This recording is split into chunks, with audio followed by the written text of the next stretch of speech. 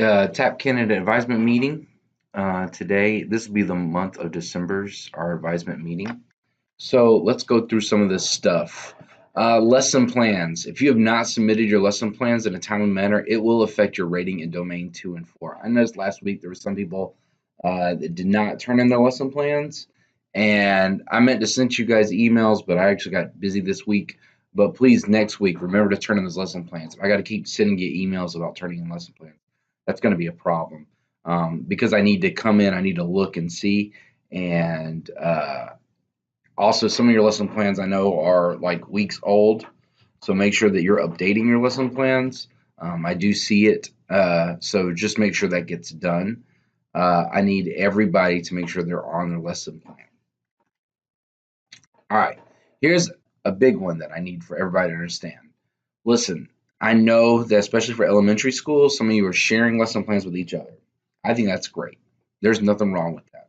However, what I need for you to do is you still need to take the time to go over your lesson plan before teaching. You need to go over that lesson. I normally did it honestly in my car.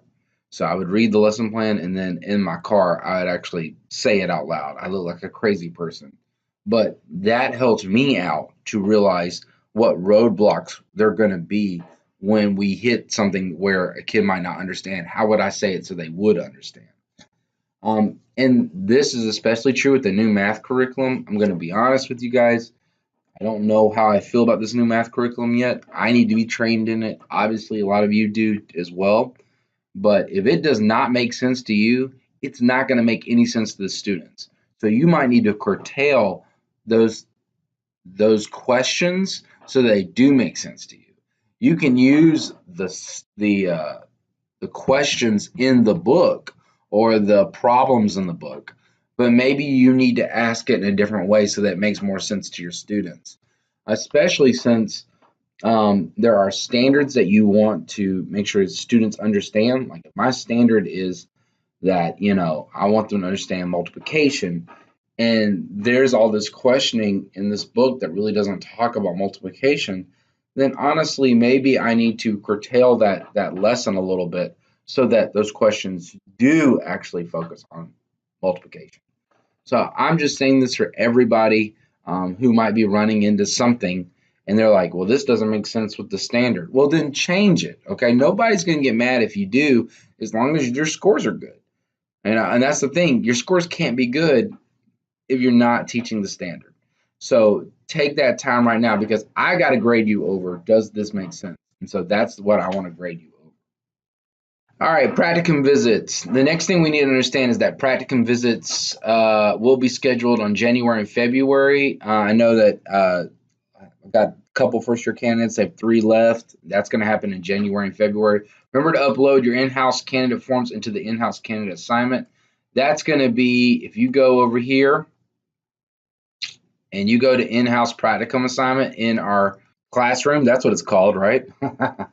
So you'll see right there that that's what you're going to be putting it in. Just keep adding them in there. When you turn them in, you'll have to submit them, but then you'll unsubmit them and then add another one and then submit it again. That way you can keep adding to it as time moves on, or you can add it up. Remember to get your hours for your in-house practicum. When you do your in-house practicum, remember this. You want 15 hours. There's no reflection required, but you want to definitely be able to talk to your administrators about, like, can I take some time off, or you'll do it during connections or specials or whatever. Definitely look for classroom management, transitions, small groups. I think for a lot of people, it's definitely a good time to look at really how do people, because the modeling, normally people do a modeling in a certain way. They have a routine for how they model a lesson and they stick with that routine. A lot of you have already probably seen that in yourselves. Like you ask the same questions or you have them move from one thing to another very quickly, and it's probably done by a hand signal or something like that. Look for that because those are the kind of things that you want to see. You want to be able to see how that flows and how you can bring that flow to your classroom.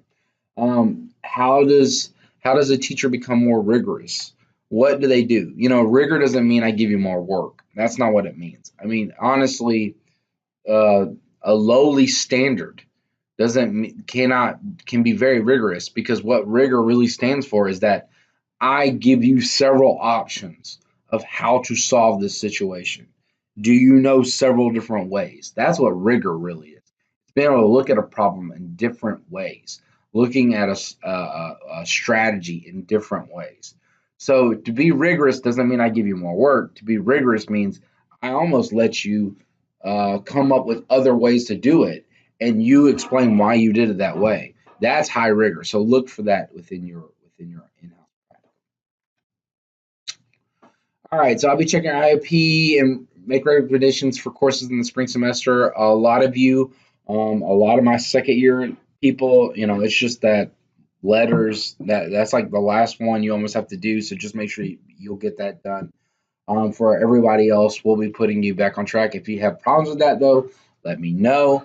I know that in the summer, those are going to be human growth and development. That if you want to take that in the summer, there'll be the science class, and the social studies class will also be in the summer, as well as that will be at the end of, I believe it's May, or the end of April, beginning of May.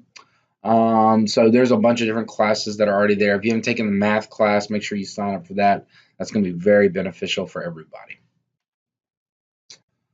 All right, so this is actually not true. My last round of observations won't be really November 30th, so pretend like we didn't see this. I put that way too early. I am coming around though, and what I'm going to do is I am actually I'm looking for essentially a lesson. Does the lesson make sense? Are the students assessed? How are you assessing the students? How effectively are you assessing students? What kind of feedback are you giving? What kind of differentiation are you giving?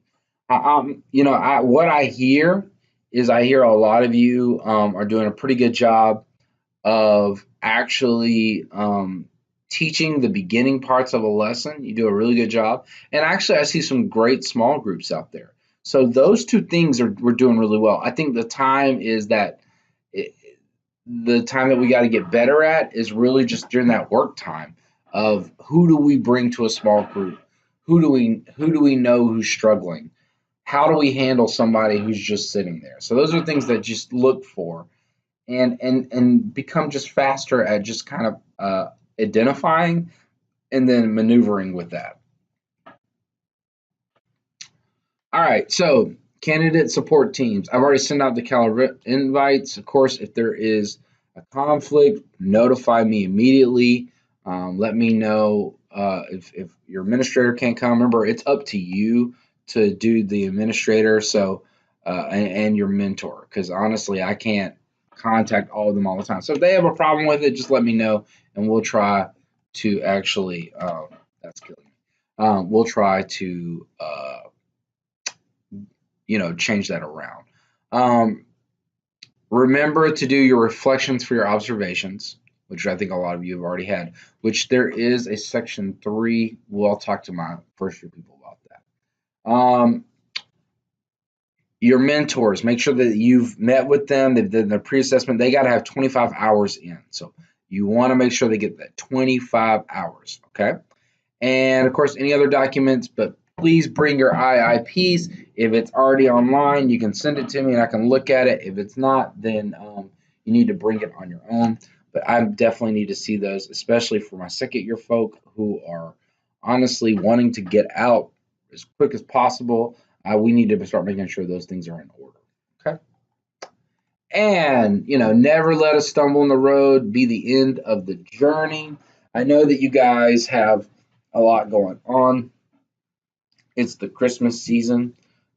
Speaking of that, I know that there is a Christmas get together.